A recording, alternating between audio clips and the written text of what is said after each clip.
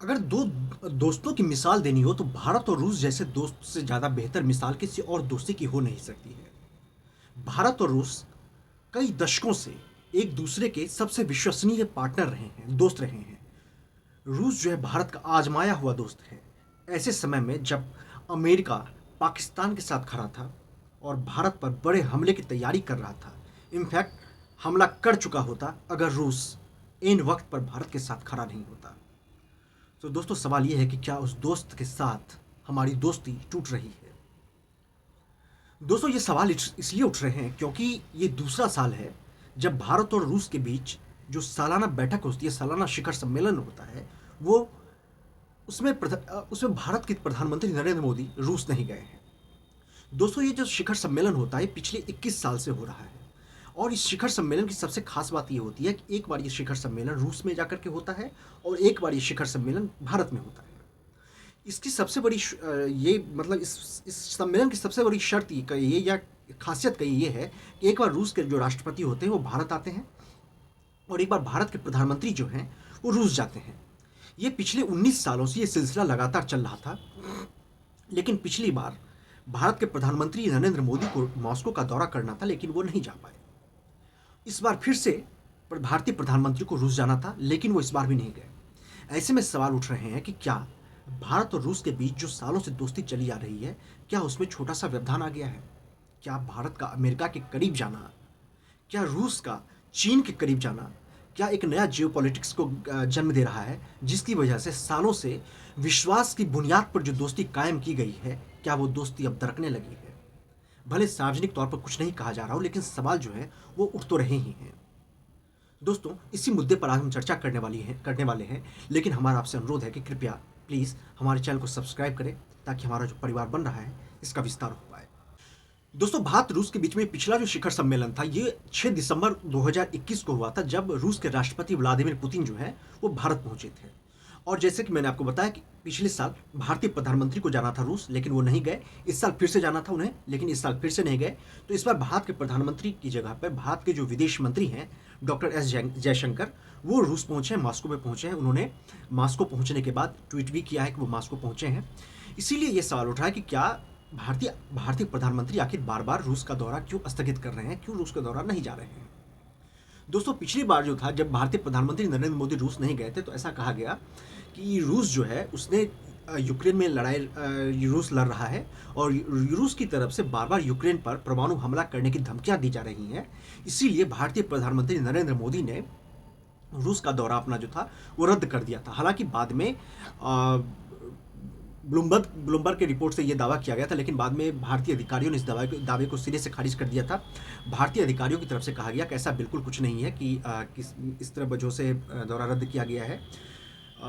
ये जो दौरा रद्द करने के बाद था, भारत के प्रधानमंत्री का रूस का दौरा नहीं करने का कार्यक्रम था, ये काफ़ी पहले लिया जा चुका था। यानी भारत की तरफ से इस चीज़ों को डिनाई कर दिया गया, मतलब खारिज कर दिया गया कि परमाणु बम की धमकी देना प्रधानमंत्री नरेंद्र मोदी का रूस ना जा पाने की वजह कोई ये वजह हो सकती है। दोस्तों फिर सवाल उठता है कि आखिर भारतीय प्रधानमंत्री लगातार दूसरे बार रूस क्यों नहीं गए हैं, जबकि ये लगातार दूसरा साल है जबकि भारतीय प्रधानमंत्री का दौरा नहीं हुआ, ना ही रूस के राष्ट्रपति का भारत का दौरा हुआ है। दोस्तों इंडियन एक्सप्रेस ने हालांकि पिछले दिनों एक रिपोर्ट में कहा है कि जो भारतीय प्रधानमंत्री और ये रूस के राष्ट्रपति व्लादिमीर पुतिन के बीच बैठक होने वाली थी, इस बैठक के ना होने के पीछे सबसे बड़ी वजह यह है कि दोनों राष्ट्राध्यक्षों का जो है दौरे को लेकर के जो कार्यक्रम है ये कार्यक्रम तय नहीं हो पा रहा था। बैठक के लिए जो बैठक की तारीख को तय करने में प्रॉब्लम्स आने की वजह, समस्या आने की वजह से ये दौरा उनका प्रधानमंत्री नरेंद्र मोदी का नहीं हो पाया। लेकिन ये जो रीजन है वो कुछ हद तक समझ में नहीं आता है, समझ से परे होता है कि क्या इन छोटी सी वजहों की वजह से मतलब रूस जैसे दोस्त के साथ शिखर सम्मेलन नहीं हो पा रहा है।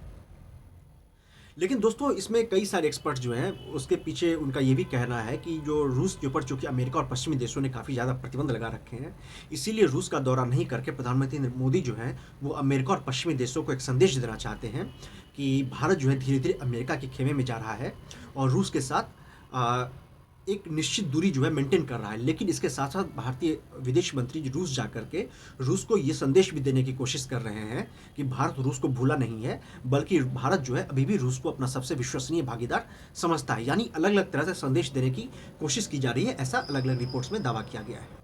दोस्तों, इसके साथ ब्लूमबर्ग ने पिछले महीनों एक रिपोर्ट की थी। ब्लूमबर्ग की रिपोर्ट में कहा गया था कि भारतीय प्रधानमंत्री जो है वो इस बात से नाराज़ हैं कि इस साल जो भारत में G20 शिखर सम्मेलन हुआ था, जिसमें दुनिया भर के कई देशों के राष्ट्राध्यक्ष हैं वो भारत पहुंचे थे। उसमें आपको पता होगा कि चीन के राष्ट्रपति शी जिनपिंग जो हैं और रूस के राष्ट्रपति व्लादिमीर पुतिन जो है, ये दोनों नहीं आए थे। तो भारतीय प्रधानमंत्री जो इस बात को लेकर के काफ़ी नाखुश थे, नाराज़गी उन्होंने जताई थी।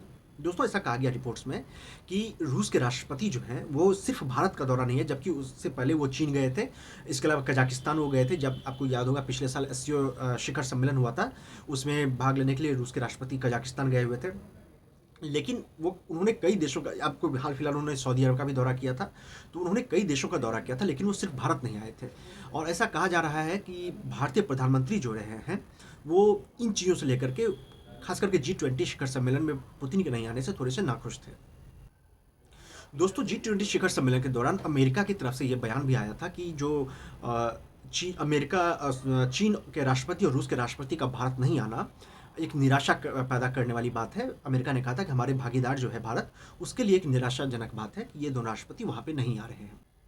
दोस्तों, इसी तरह सवाल उठ रहे हैं कि आखिर व्लादिमीर पुतिन जो है वो रूस मतलब वो भारत के दौरे पर क्यों नहीं है। दोस्तों, कई रिपोर्ट्स में कहा गया कि चूंकि इंटरनेशनल कोर्ट जो है ICJ, उसने रूस के राष्ट्रपति के खिलाफ गिरफ्तारी का वारंट जारी कर रखा है, इसलिए वो भारत नहीं आए। दोस्तों, ये दावा तो सिरे से खारिज करने वाली बात है, क्योंकि ये तो बच्चा भी समझ सकता है कि भारत में रूसी राष्ट्रपति के खिलाफ सवाल ही नहीं उठता कि कोई कदम उठाया जाता, और भारत में रूसी राष्ट्रपति को गिरफ्तार करने की खैर कोई बात ही नहीं आती है।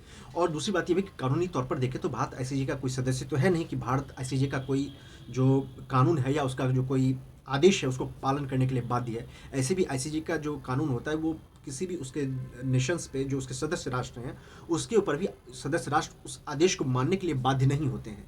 और भारत तो खैर उसका सदस्य भी नहीं है, इसलिए भारत के ऊपर में कोई नैतिक दबाव भी नहीं था। इसीलिए ये गिरफ्तारी गिरफ्तारी की बात तो बेबुनियाद बात थी कि इस तरह की कोई हो सकता है। दोस्तों, दिमित्री त्रेनिन है, वो रूस के एक डिप्लोमेट,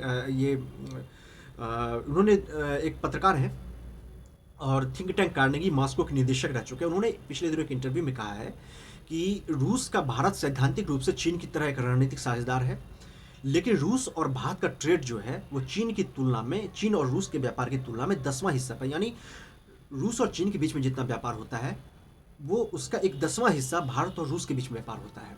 इसीलिए, और उन्होंने कहा कि भारत जो है चूँकि अमेरिका के ज़्यादा करीब जा रहा है, इसीलिए रूस के लिए फ़िलहाल ये कोई मुद्दा नहीं होना चाहिए, क्योंकि भारत भी जो है अपना विदेशी संबंध किसी एक देश के साथ रखने के लिए बाध्य नहीं है। तो उन्होंने इशारे में ये कहने की कोशिश की थी कि जाहिर सी बात है कि रूस और चीन एक तरफ खेमे में जा रहे हैं और भारत जो है अमेरिका के खेमे की तरफ मुड़ रहा है। तो ये भी दो दोस्तों के बीच में थोड़ी सी दूरी आने की एक वजह हो सकती है, उन्होंने इस तरह से कहा था। दोस्तों, कई तरह की बात है, लेकिन सबसे बड़ी बात यह है कि साल 2000 से लेकर के 2021 के बीच रूस और भारत के नेताओं ने एक भी वार्षिक शिखर सम्मेलन को नहीं टाला। यानी 21 सालों तक लगातार दोनों देशों के बीच में वार्षिक शिखर सम्मेलन होता रहा, लेकिन 2022 और 2023 यानी इस साल दोनों देशों के बीच में वार्षिक शिखर सम्मेलन जो है वो नहीं हुआ। प्रधानमंत्री मोदी जो है उन्होंने कई देशों का दौरा किया है 2023 में, 2022 में भी उन्होंने कई देशों का दौरा किया, लेकिन इस साल वो रूस नहीं गए, जो कि ये काफ़ी अहम माना जा रहा है कि रूस क्यों नहीं गए। हालांकि भारत सरकार की तरफ से अभी तक कोई स्पष्टीकरण नहीं दिया गया, इस बाबत अभी तक कोई बयान जारी नहीं किया गया है कि आखिर प्रधानमंत्री मोदी जो है उन्होंने रूस का अपना दौरा क्यों रद्द किया, यानी वो रूस क्यों नहीं गए। रद्द तो नहीं कह सकते हैं, लेकिन उन्होंने वो रूस क्यों नहीं गए, इस बात को लेकर के भारत की तरफ से कोई बयान नहीं दिया गया है। दोस्तों, रूस जो है अभी भी डिफेंस सेक्टर में भारत का सबसे प्रमुख बेचने वाला आपूर्तिकर्ता देश बना हुआ है। अभी भी भारत जो है, जो डिफेंस इक्विपमेंट्स होते हैं, रक्षा उपकरण होते हैं, उसका 60 से 70% उपकरण जो है अभी भी भारत जो है रूस से ही खरीदता है। इसीलिए फिलहाल ये तो नहीं कह सकता है। और इसके अलावा सबसे बड़ी बात यह है कि कच्चा तेल का जो है रूस भारत को अभी भी डिस्काउंटेड रेट पर दे रहा है, लेकिन इसके साथ दिक्कत यह है कि भारत और रूस के बीच में जो करीब $27 अरब का व्यापार चल रहा है, लेकिन इसमें भारत जो है वो खरीद रहा है, उसमें से करीब $25 अरब का जो सामान है वो भारत खरीदता है, जबकि रूस जो है भारत से सिर्फ $2 अरब का सामान खरीदता है। यानी दोनों के बीच ट्रेड डेफिसिट जो है वो काफ़ी ज़्यादा है, एक ये वजह भी है। दोस्तों, फिलहाल पुख्ता तौर पर नहीं कहा जा सकता है कि दोनों देशों के बीच में दूरी आ रही है या नहीं आ रही है। ये इतना आसान भी नहीं है कि भारत और रूस के बीच में दोस्ती में दरार आए। दोनों देश एक दूसरे का के प्रति काफ़ी ज़्यादा विश्वास दिखाते हैं, दोनों देश एक दूसरे का सम्मान करते हैं। और हमारी कोशिश यही है, और मेरा यही मानना है कि दोनों देशों के विश्वास भरे रिश्ते को बरकरार रखना चाहिए और एक दूसरे के साथ विश्वास का रिश्ता आगे बढ़ाना चाहिए, क्योंकि ये दोनों देश जो हैं वो समय के परखे हुए साथी हैं, और समय के परखे हुए साथी जो होते हैं वो इतनी आसानी से बिछड़ते नहीं हैं। दोस्तों, हमारा ये कार्यक्रम आपको कैसा लगा, शो कैसा लगा, इस बारे में अपनी राय ज़रूर दीजिए। और हमारा आपसे दरख्वास्त है कि हमारे चैनल को लाइक करिए, सब्सक्राइब करिए और इस मुद्दे पर अपनी राय ज़रूर दीजिए। नमस्कार, धन्यवाद, जय हिंद।